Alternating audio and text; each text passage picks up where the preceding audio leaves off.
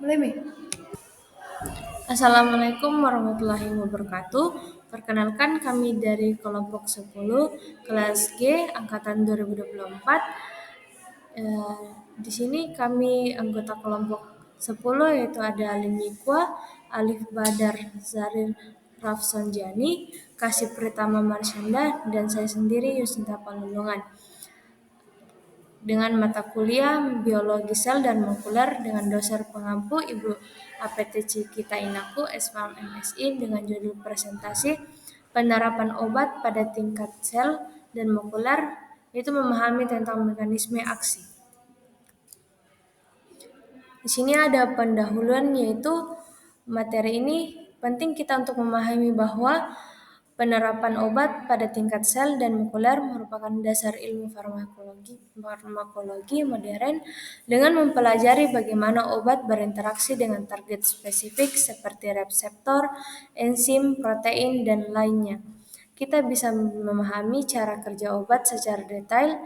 Ini penting juga untuk mengembangkan terapi yang lebih tepat, meminimalkan efek samping, dan membuka peluang inovasi dalam pengobatan. Yang ketiga yaitu target obat pada tingkat molekuler.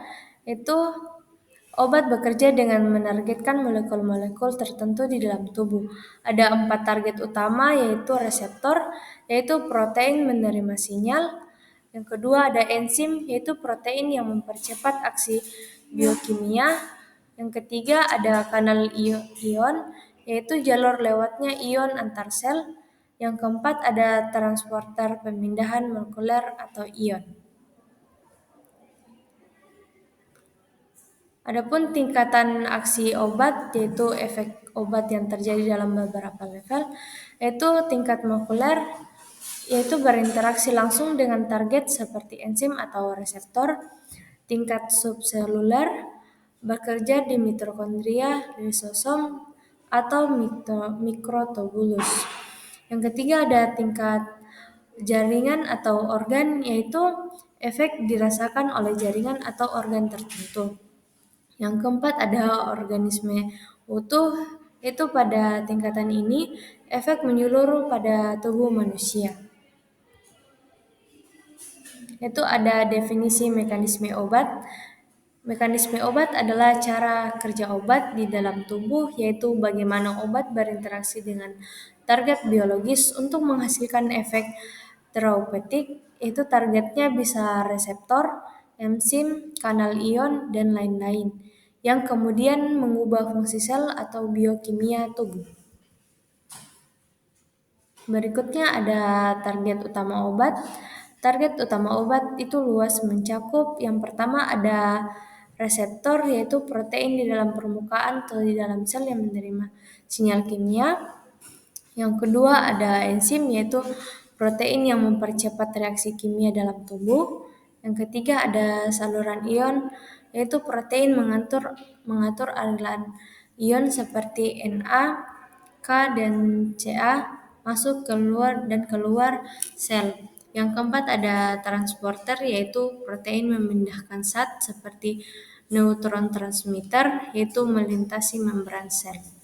Yang kelima ada asam nukleat, yaitu DNA atau RNA, target obat, kemoterapi, atau antivirus. Yang keenam ada struktur seluler atau mikroorganisme seperti dinding sel bakteri, ribosom, mikroba, dan lain-lain. Berikutnya ada reseptor sebagai target obat, bisa bertindak sebagai agonis, yaitu meniru zat alami dan mengaktifkan reseptor, sedangkan antagonis yaitu menghambat reseptor dan mencegah aktivitasi. Berikutnya ada enzim sebagai target obat. Obat bisa menghambat enzim untuk memperlambat jalur penyakit, seperti pada contoh obat antiinflamasi, yaitu contohnya aspirin menghambat COX atau AC inhibitor untuk darah tinggi. Selanjutnya ada transporter dan asam nukleat sebagai target obat. Transporter yaitu misalnya pada diuretik atau antidepresan, yaitu dia memodifikasi zat yang lewat membran, dan asam nukleat menjadi target pada kemoterapi dan antivirus untuk menghentikan sintesis DNA atau RNA. Berikutnya ada kanal ion sebagai target obat, yaitu dapat menghambat atau mengaktifkan kanal ion. Yang kedua ada menargetkan jenis kanal ion tertentu. Yang pertama itu ada memblokir kanal ion seperti kanal kalsium atau kanal natrium. Yang kedua ada memodulasi sinyal listrik sel, yaitu penting dalam terapi jantung, otot, dan saraf. Mekanisme obat itu ada agonisme, yaitu agonisme adalah obat yang mengaktifkan reseptor seperti ligan alami. Contohnya yaitu asbultamol untuk melebarkan saluran napas pada asma. Selanjutnya mekanisme obat yaitu antagonisme. Antagonisme bekerja dengan menghambat kerja antagonis atau ligan alami, bisa digunakan untuk mengatasi overdosis obat, mengurangi efek samping obat, mengendalikan tekanan darah seperti beta blocker, dan respon beta untuk menurunkan tekanan darah. Dan materi selanjutnya akan dibawakan oleh Kasih Pritama Marsyanda. Berikut kita lanjut ke materi selanjutnya, yaitu inhibitor enzim.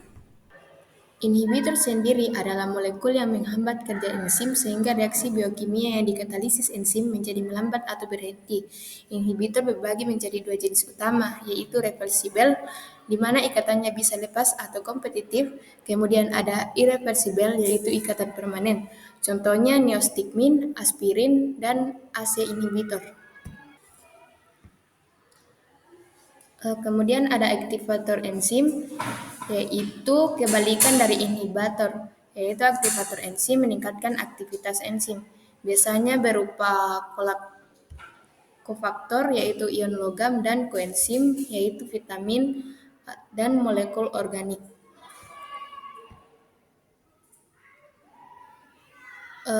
Mekanisme non-spesifik adalah pertahanan tubuh bawaan.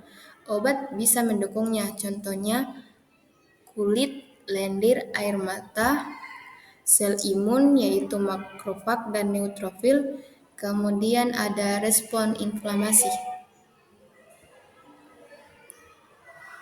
Kita masuk ke mekanisme spesifik. Yang pertama ada interaksi dengan reseptor, yaitu meniru senyawa alami untuk mengaktifkan reseptor. Contohnya salbutamol. Kemudian yang kedua ada inhibisi enzim, yaitu obat yang menghambat kerja enzim penting dalam proses metabolisme sel.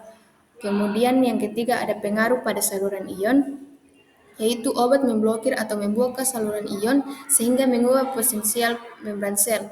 Kemudian yang keempat ada menghambat transporter membran, yaitu transport memindahkan zat kimia. Obat bisa menghambat pengambilan ulang zat tersebut. Kemudian yang terakhir ada interaksi dengan DNA atau RNA, yaitu beberapa obat langsung berinteraksi dengan materi genetik. Transduksi sinyal. Proses ini adalah bagaimana sinyal dari luar sel diterjemahkan ke dalam respons seluler. Langkah-langkahnya ligan menjadi reseptor, reseptor menjadi aktif, aktivasi molekul efektor, second messenger muncul, dan sel merespon.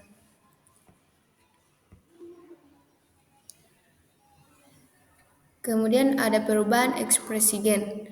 Perubahan ekspresi gen dalam penerapan obat mengacu pada bagaimana obat-obatan dapat memodifikasi tingkat produksi protein dalam sel yang dapat mempengaruhi efektivitas dan efek samping obat.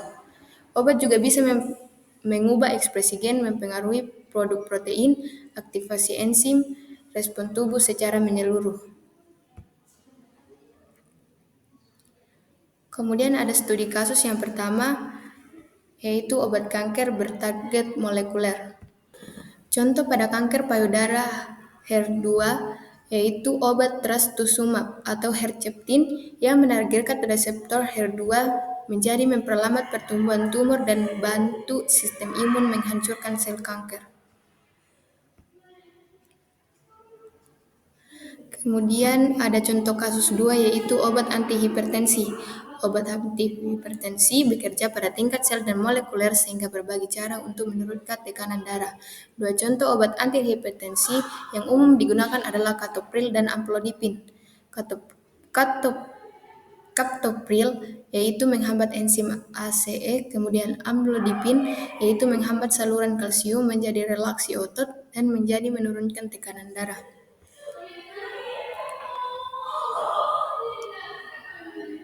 Resistensi obat terjadi ketika obat tidak lagi efektif.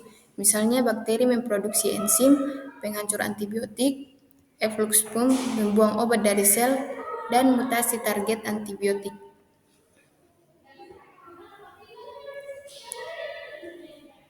Kemudian ada monitoring efek obat. Yang pertama, monitoring farmakodinamik atau efek biologis obat. Farmakodinamik adalah bagaimana obat memengaruhi tubuh, terutama melalui target seluler dan molekuler. Kemudian yang kedua ada monitoring farmakokinetik, yaitu kadar obat dalam tubuh. Farmakokinetik mengukur bagaimana tubuh memproses obat atau absorpsi, distribusi, metabolisme, dan ekskresi. Ini penting untuk menyesuaikan dosis dan minimalkan toksisitas. Kemudian yang terakhir ada biomarker molekuler. Biomarker adalah indikator biologis yang mencerminkan respon terhadap obat. Kemudian ada implikasi klinis, yaitu resistensi obat berdampak besar, yaitu infeksi jadi sulit diobati, biaya jadi meningkat, risiko komplikasi dan kematian naik, kemudian mengancam keberhasilan kemoterapi, operasi, dan transplantasi. Kemudian ada tren dan inovasi perkembangan terkini, yaitu obat target spesifik, yaitu obat dirancang untuk berdekatan hanya dengan target molekuler spesifik. Kemudian ada terapi berbasis genetik dan biomarker, yaitu penggunaan biomarker molekuler dan profil genetik pasien untuk memilih terapi yang sesuai. Kemudian ada CRISPR dan gene editing sebagai alat penemuan target, yaitu penemuan target penyakit.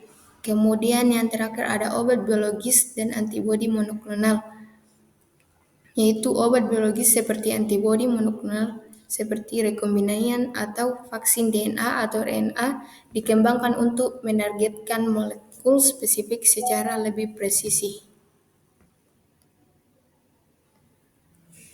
Adapun kesimpulan dari presentasi kami yaitu pemahaman mendalam mengenai penerapan obat pada tingkat sel dan molekuler merupakan fondasi penting dan dalam farmakologi modern. Dengan mengetahui bagaimana obat berinteraksi secara spesifik dengan target biologi seperti reseptor, enzim, kanal ion, dan transporter, kita dapat menjelaskan mekanisme aksi obat yang menghasilkan efek terapeutik. Pengetahuan ini tidak hanya membantu dalam memilih terapi yang tepat dan personalisasi pengobatan, tetapi juga memungkinkan pemantauan efek obat secara lebih akurat, termasuk mengidentifikasi potensi resistensi dan efek samping. Selain itu, kemajuan dalam bidang ini membuka peluang inovasi dalam pengembangan obat berbasis target molekuler dan terapi yang disesuaikan dengan profil genetik pasien, sehingga meningkatkan efektivitas dan keamanan pengobatan secara keseluruhan. Dengan demikian, pemahaman mekanisme aksi obat pada tingkat sel dan molekuler sangat krusial untuk mendukung praktik klinis yang lebih canggih dan responsif terhadap kebutuhan individu pasien. Sekian dari presentasi kami. Wassalamualaikum warahmatullahi wabarakatuh.